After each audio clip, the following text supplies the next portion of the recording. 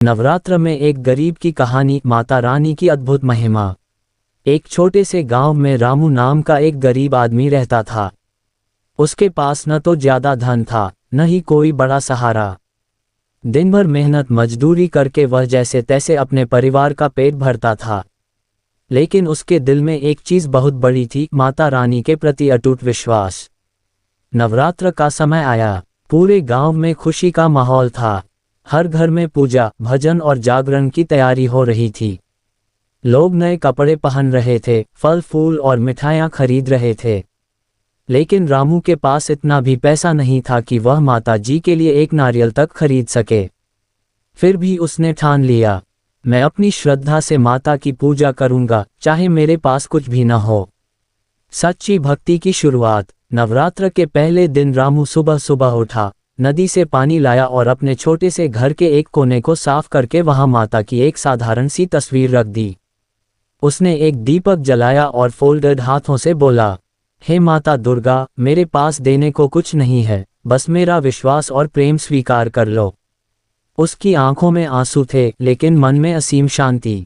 गांव वालों का ताना। गांव के कुछ लोग उसका मजाक उड़ाने लगे, अरे रामू, बिना प्रसाद और बिना चढ़ावे के माता खुश होंगी क्या?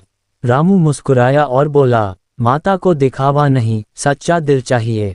चमत्कार की शुरुआत। नवरात्र के चौथे दिन एक अजीब घटना हुई। जब रामू काम से वापस लौटा तो देखा कि उसके घर के बाहर एक बुजुर्ग महिला बैठी थी। वह बहुत थकी और भूखी लग रही थी। रामू ने तुरंत अपने घर में बची हुई थोड़ी सी रोटी और नमक लाकर उन्हें दे दिया।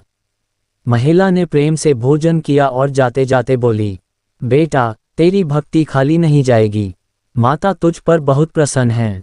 रामू ने इसे आशीर्वाद समझकर सिर झुका लिया। माता रानी की कृपा। अगले ही दिन रामू को गांव के एक बड़े जमींदार के यहाँ काम मिल गया। काम अच्छा था और मजदूरी भी पहले से ज्यादा मिलने लगी। धीरे धीरे उसकी हालत सुधरने लगी। नवरात्र के आखिरी दिन यानी नवमी को रामू ने पहली बार पूरे विधि विधान से माता की पूजा की। उसके घर में अब फल, प्रसाद और दीपक सब कुछ था। उसी रात रामू को स्वप्न आया। उसने देखा कि वही बुजुर्ग महिला दिव्य रूप में बदल रही हैं और सामने खड़ी हैं माता दुर्गा। माता ने कहा, रामू, मैंने तेरी परीक्षा ली थी। तूने बिना किसी लालच के मेरी सेवा की, भूखे को भोजन दिया। यही सच्ची पूजा है। रामू की आंखों से खुशी के आंसू बहने लगे।